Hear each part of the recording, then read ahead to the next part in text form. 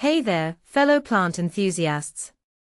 Today, we're diving into the world of Japanese maples and exploring how we can bring these elegant trees back to life after a scorching heatwave.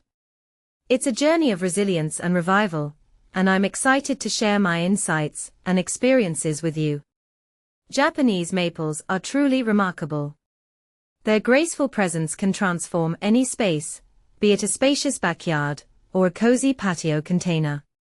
But even these resilient beauties can struggle when temperatures soar. After this summer's heatwave, I witnessed the effects firsthand. My potted Japanese maples leaves were crispy and scorched, a stark reminder of the challenges these trees face. So, how can we help our beloved Japanese maples bounce back? Well, it's all about understanding their needs and providing the right care. Whether you're tending to a mature tree or a younger one, the steps to revival are simple yet effective. Let's start with the basics. First, resist the urge to prune heavily. Those scorched leaves might not look pretty, but they're still contributing to the tree's energy production during its recovery. Instead, focus on removing dead wood and save any structural pruning for the dormant season. This way, you're giving your tree the best chance to heal. Now, for older Japanese maples, you might notice some gnarled, damaged, or dead branches over time. While winter is generally the best time for pruning, there's an exception. Any branches that are clearly dead, broken, or diseased can be removed immediately. It's a quick fix that can make a big difference. When pruning, a simple test can help you determine if a branch is alive. Gently bend smaller stems, living wood will flex, while dead branches tend to snap. You can also scratch the bark lightly with your fingernail. Green tissue beneath indicates life, while brown, dry wood suggests it's time to say goodbye. Next, let's talk about soil and mulch. Japanese maples thrive in woodland-like conditions, with plenty of organic material and consistent moisture. In their natural habitat, they are protected from intense sun and have access to cool, moisture-retaining soil. To recreate these conditions in our gardens, we can apply mulch and organic matter annually. This feeds the soil and creates a woodland effect, giving our trees a much-needed boost.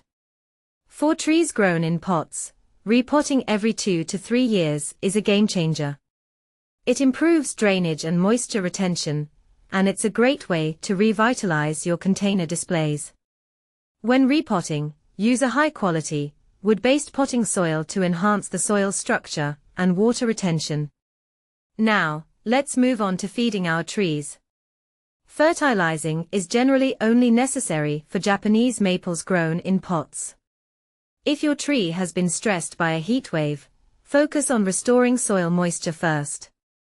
Once it's recovered and temperatures cool down, a balanced, slow-release feed can help replenish nutrients without encouraging vulnerable new growth. For container-grown maples, fertilize lightly once or twice a year, in spring and summer. Use a balanced fertilizer formulated for trees and shrubs, and always water thoroughly before and after feeding. It's a delicate balance, but with the right care, your Japanese maple will thrive. In conclusion, reviving heat-stressed Japanese maples is all about understanding their needs and providing the right care. By removing dead branches, refreshing soil and mulch, and feeding our trees with care, we can help these elegant specimens bounce back and continue to bring beauty and tranquility to our spaces. I hope these insights have inspired you to give your Japanese maples the love and attention they deserve. Remember, every tree has a unique story, and with the right care, they can thrive and flourish for years to come. Until next time, happy gardening, and keep those green thumbs growing. Japanese Maples #Revival Guide #Garden Care